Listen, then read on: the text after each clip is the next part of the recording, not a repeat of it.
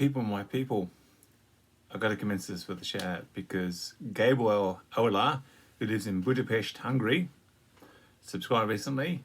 Ryan from Bayside Rock, yep, it's you, Sunshine. Yes, the guy who helped us out immensely when we visited this morning, have all become subscribers. In fact, a whole lot of people have become subscribers. So clearly, you guys are onto something good because you're subscribing. Now, those of you who have subscribed, next step is you tell your friends. You can't keep keeping good news like this to yourself. So, today, I'm doing what I promised. I am reviewing a gingerbread gin. The gingerbread doesn't come from where I initially thought it would be. This is by the Craft & Co. in Smith Street, Collingwood. I used to knock around in Collingwood back in the mid-80s when I first arrived in Melbourne out of North Queensland. Here I was, bananas behind my ears, toadstools on my head, and Collingwood back then was pretty solidly Greek. And I think if you had suggested that there would have been a distillery in Smith Street, they would have looked at you as if you had lost all your marbles. Now, happily, and there is a gin distillery in Smith Street, Collingwood. The tram goes right past it. That's fantastic. You can go and you can help yourself to as much of the stuff out of the distillery as you want. Hop on it, pour yourself on a tram, get poured into Burke Street, Southern Cross as it's called now. It was Spencer Street when I first moved to Melbourne. And, bus home, or train home, whatever. Okay, so, a gingerbread gin. Is it a real gin? Allow me to grab my professors and I shall read the bottle, as I'm trying to do. Yeah, it's a real gin. It hits the scales at a refreshing 42.5%. I personally hate it when the details are hard to read on a bottle. Yeah, it's 40%. Sorry, I've had to find it little small numbers down there. People, note to distillers. Those of us who are of a certain age find it a bit hard to read this stuff. Okay, so get on to the review. Looks like gingerbread. In fact, I have some gingerbread here, freshly baked gingerbread. The gingerbread is not mine. I'm not that creative today. What I've done is go to my friends at the Dough Co., who I seem to consistently be bumping into at Elwood Farmers Market. Look them up, the Dough Co.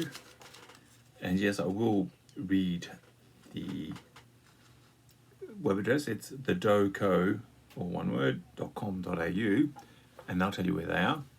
So, I made up gingerbread cookies from them.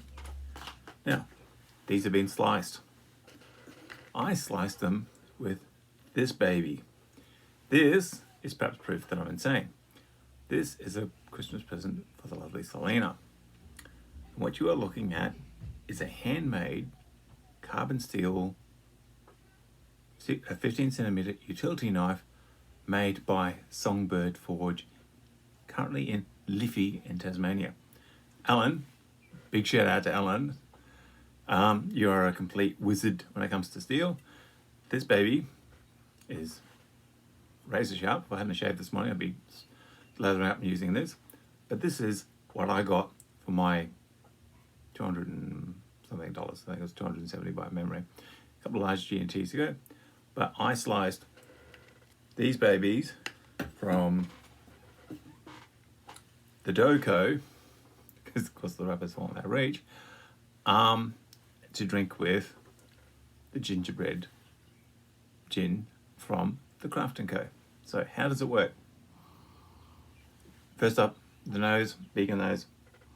You can smell it's a gingerbread gin. Unmistakable. I'll do the old bottle test. Shove my heater in the bottle. Yeah, unmistakably that there is gingerbread involved in this baby. A lot of it. Lots of drink this stuff because gingerbread men have died for your pleasure. So guilt trip. I've tried one of them in a review before. Drink this good stuff because gingerbread people have died for you. Okay, so it smells like gingerbread. Looks like gingerbread. What's it taste like? Glad you asked. Yes, intelligent question, my audience.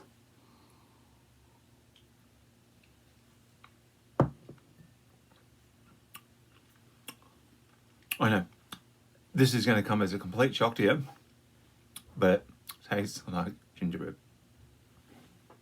It is nearly identical to one of these lovely babies, but it's got the 40% burn. I'm going to go for the full gingerbread hit now. Stuff it. Shove the whole cookie in, Odin.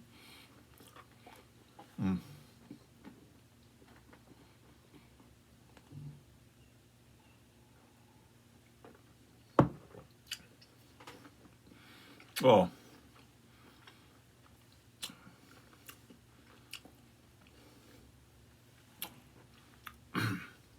Holy shit. Don't do that at home, children. Adults, do it at home. Do it repeatedly at home. If ever you wanted an alcoholic ginger hit, that just biffed me in the face. But it doesn't have to be this way. Selena, who's always out of sight in these reviews, but never far away, she had this sucker with ice cold full fat milk.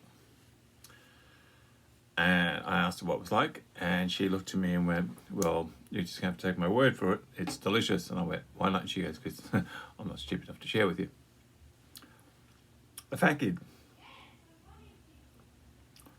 has waddled out, taken one look at the seesaw, and flat on his skybar passed. He's passed out. He's out cold. The light, the stars and that are shining. He's down for the count. It's happened. The show's over. Grab the forklift, pick the kid up, wheel him off. That's how good it is. This is amazingly good. And considering what a shithole Collingwood was when I arrived in Melbourne all those years ago, back in 1984, I started wandering about Collingwood, being asked if I was Hrvatsky boy or Serbiansky boy or Hellenical boy. Collingwood back then was a shithole. This stuff out of Collingwood, hallelujah, there must be a goddess, and she loves us, because this is proof of the goddess's love for all of us. Though I must confess, the goddess I worship is the ancient, actually I worship a couple of them. There's the ancient Egyptian goddess, fuck it, which is generally what I say at the end of the day. There is the Egyptian goddess, what the fuck, and who the fuck. So it's what the fuck just happened, and who the fuck did it. So I worship 3 Egyptian goddesses. Fuck it, what the fuck, and who the fuck. And so the goddess, she has bestowed us with this delicious, amazingly good gingerbread gin out of the Craft & Co. Inks Mystery Collingwood. I'll have to take a personal trip down there and see if I can chat to these fine people, and I will be reviewing a lot more of these reviews. These gins, amazing stuff. This is anything to go by. This is the first of their stuff I've ever tried. It is amazingly good. But remember, what really made these cookies was this beautiful piece of knifeware, and I bring it up close to the camera. Look at how well this sucker is made. See the edge on this, people. My kids aren't going to be fighting about my collection of antique books or the millions of dollars. They're going to be fighting about these babies, because I got the bickies from the Dough Co. So this is my first ever 3-in-1 review. The gin is magnificent. The knives are world class, made by a true gentleman. And the cookies, well, if I wasn't so determined to be losing weight, I'd be eating a lot more of these. I'm Odin. I'm commencing shout out to Ryan at Bayside Rock. Mate, you're a legend, because you subscribe, and all the people who subscribe to me are legends. I'll catch you around with some more explorations of Melbourne's manifold gin scene. I'm Odin. You've just subscribed. I'll catch you around. Bye, my people.